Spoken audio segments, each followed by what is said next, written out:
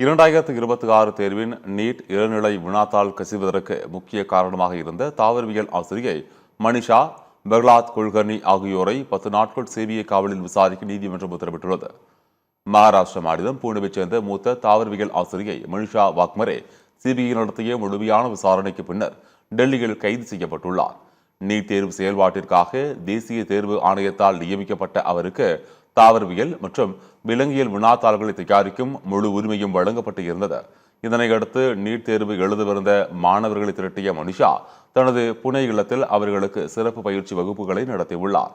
இந்த வகுப்புகளின் போது அவர் தாவரவியல் மற்றும் விலங்கியல் பாடங்களிலிருந்து பல்வேறு கேள்விகளை குறித்து கொடுத்தது விசாரணையில் தெரிய வந்துள்ளது. இந்த கேள்விகளில் பெரும்பாலானவை நீட் தேர்வின் வினாத்தாள்களுடன் ஒத்துப்போனது கண்டறியப்பட்டுள்ளது. இதற்காக மனிஷா குருநாத் வாக்மரே பயன்படுத்திய மடிக்கணினிகள், வங்கி பண பரிவர்த்தனைகள் மற்றும் கைபேசிகளை சிபிஐ பறிமுதல் செய்துள்ளது. இந்த நிலையில் மனிஷா வாக்மரே PV குல்கர்னியை டெல்லி ரவுஸ் அவென்யூ நீதிமன்றத்தில் ஆஜர்படுத்தினர். அவர்களை 10 நாட்கள் நீதிமன்ற காவலில் விசாரிக்க நீதிமன்றம் அனுமதி அளித்துள்ளது.